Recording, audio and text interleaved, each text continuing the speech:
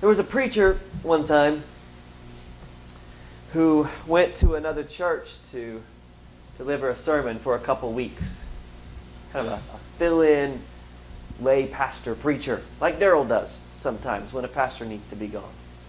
I'm sure Daryl has never done this before, but he forgot his sermon. So he decided he was just going to try to remember it and wing it and do the best he could.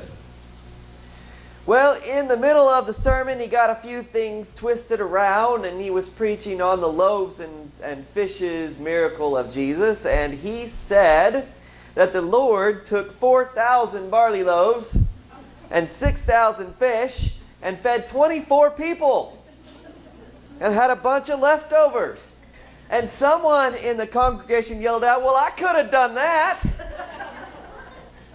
And the pastor said, "Could you?" And the heckler said, "I sure could." So after the service, someone spoke up and told the pastor that he had gotten his numbers mixed around a little bit. And the pastor said, "Well, I'm going to be back next week and I'll fix him."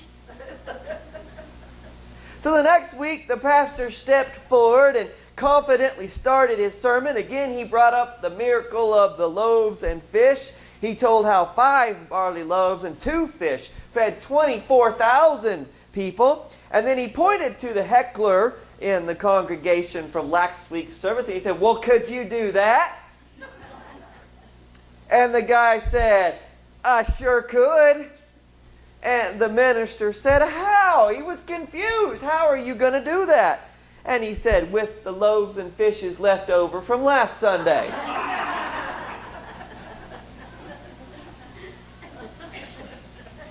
This morning we continue on our sermon series on the book of Ruth called Safety Not Guaranteed. And today we step into the 2nd chapter of the story of Ruth. And we find Ruth and Naomi in desperate need of food. It's a scary, dangerous situation. Now, for those who weren't here last Sunday, let me recap what's happened so far in the story. Ruth was a Moabite girl who is now married into a family of Israelite transplants.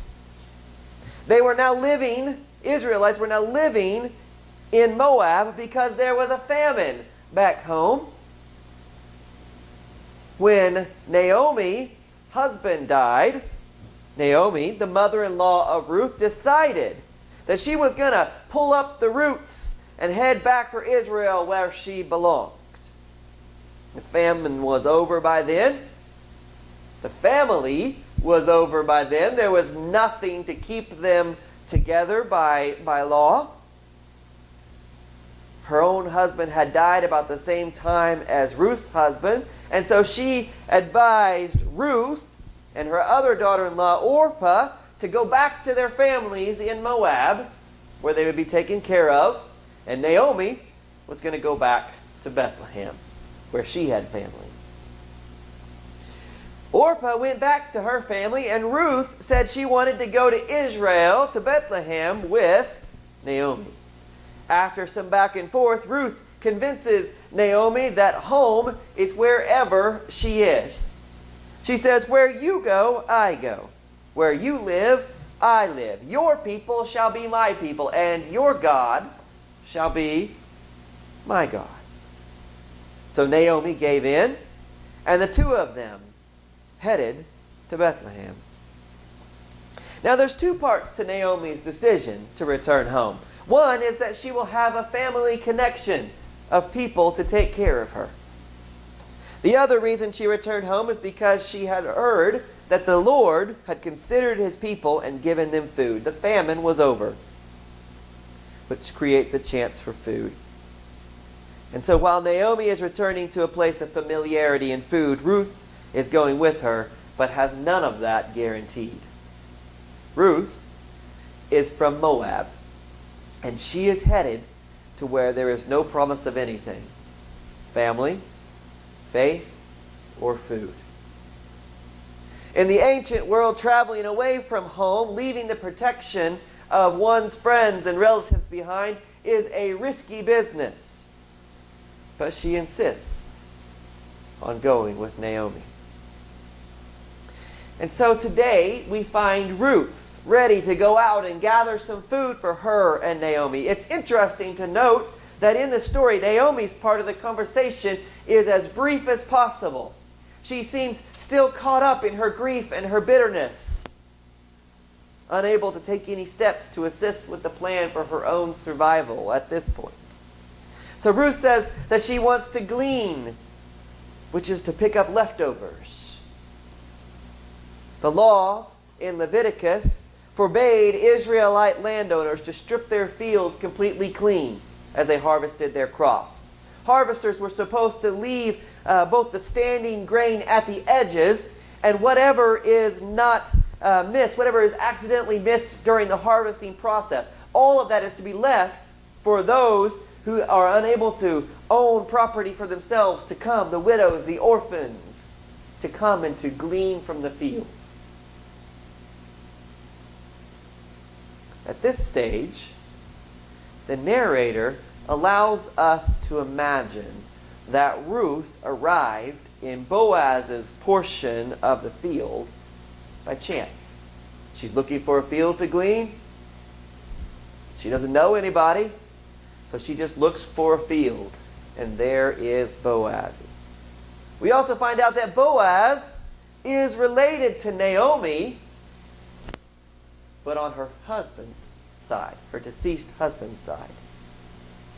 Boaz is a prominent rich man, which indicates his standing in the Bethlehem community. And here is Ruth in the process of gleaning from the leftovers from the field to take home for Naomi and herself. And the story takes a twist. Boaz, a rich, prominent man, notices Ruth in the field.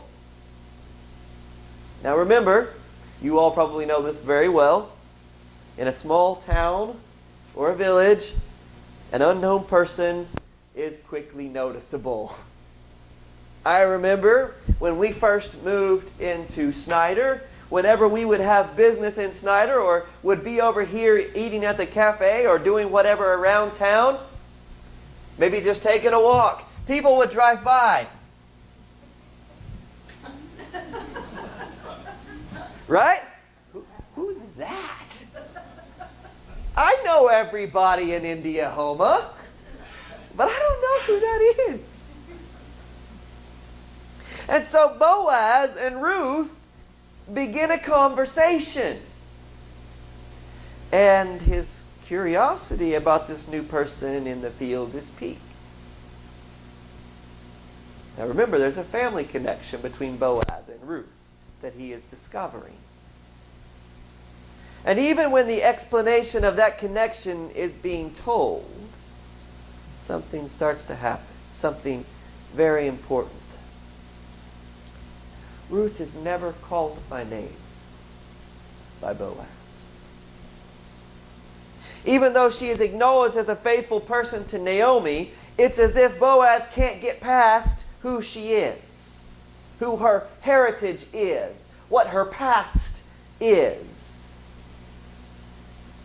Literarily, the absence of Ruth's name, coupled with a double reference to her ethnic background as a Moabite, tells us a little bit about his initial view of Ruth. She's a foreigner. She doesn't belong here. Her place as daughter-in-law isn't talked about. It's an emphasis on her outsider status. But let's give Boaz just a little bit of support here first. If Israel had an official immigration policy at this time, Moabites would have been at the bottom of the list. It wasn't that they didn't like people from outside. They didn't like Moabites. Moabites were even banned from worship because of their ancestors' sins.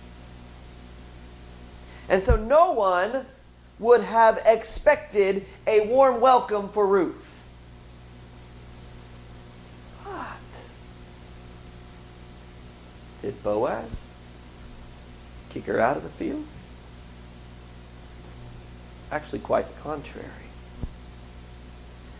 Boaz is able to take a story he has already heard about somebody caring for his family member Naomi, and even though there's a hang-up on where Ruth came from, Boaz takes some amazing steps. First of all, Boaz invites, he even urges her, just work in this field.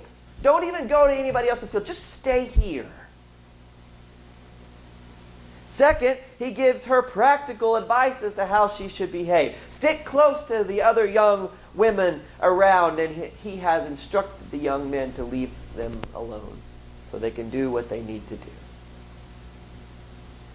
He offers Ruth to keep close. It's interesting to note that the verb translated here, keep close to these young women, keep close to the field, is the same verb used earlier in chapter 1 when Ruth expresses that she will stay close to Naomi. It's a loyalty connotation to the word. Boaz is suggesting that Ruth can cling to Boaz like she did to Naomi. That he will care for her. Sounds like the story's picking up a little bit. A little bit of light is starting to creep in. A mother and daughter-in-law losing their husbands, braving on their own and returning to a home for one and a strange new land for other. A quiet insider and a brave outsider trying to make it in a land that not too long ago was beaten down by famine, and now they have found food. A promise of care. Sounds really good, right? We're going to have a happy ending to our story. Hooray! But let's keep this in perspective. Gleaning was important. And it provided an important safety net for the poorest of poor in Israel. And it did provide a source of food for Ruth and Naomi. But the truth is that the results offered only a short-term solution to a long-term problem. Survival. The days of gleaning will only be as long as the days of harvesting. Traditionally 7 weeks for an entire village. So 7 weeks they're taken care of. 7 weeks of gleaning. Maybe a little longer they can last on what they have gleaned. But then what? The fields are all harvested. An amount of grain that they would be able to glean would not fend off starvation for an extended period of time. Boaz's generosity is evident, but it's not enough to solve Naomi and Ruth's long-term problem. They're better off than they were yesterday, but the future remains bleak unless a longer-term solution can be put into place. And that's where we leave the story today. A cliffhanger of sorts. What will happen with Ruth and Naomi? Tune in next week to what does that go? Same bat time, same bat channel. We just need some pows and kablamos.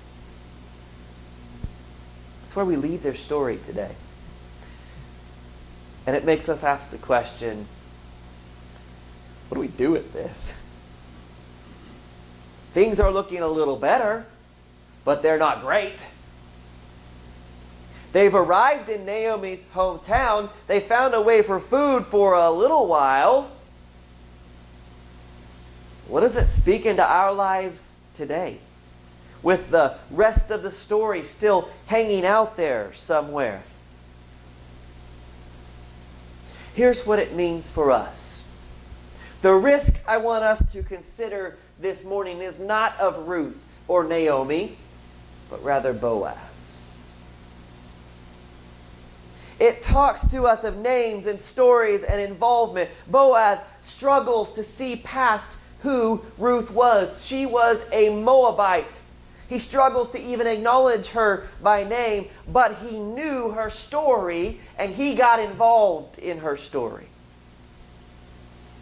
As we meet people who are gleaning their way through life, just trying to survive whatever it is that life has tossed them, whether it's physical or emotional, do we ever ask their name? Do we ever get to know their story? And like Boaz, do we ever take the risk to get involved in their story? Boaz could have just said, well, you have a right to glean from my fields. Good luck. Here's another way to think about it. Reach back into the recesses of your mind. When was the last time you met someone new? Someone you'd never talked to before. What was their name? Did you ask them? Now maybe it gets a little harder. What was their story? How do they get from where they were to a point where they met you? Where are they from? What was the best moment in their life? What are the struggles they're facing? And then maybe the hardest question, as you meet that new person and get to know the things, did you do anything about it? Did you let your story get intertwined with theirs? Because God may just be hoping that that's what you'll do. Know their name. Know their story. Get involved. And God may be wanting to use you in the lives of people that you meet. Risky? Yeah. Are you willing to take that risk to help someone turn their life around? Are you available to be used by God, even when it feels risky?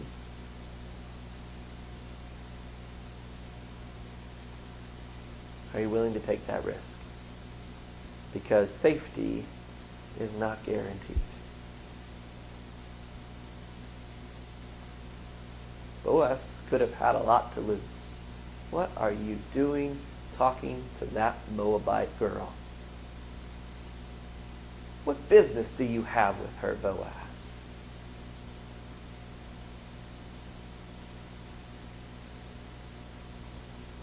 My challenge to you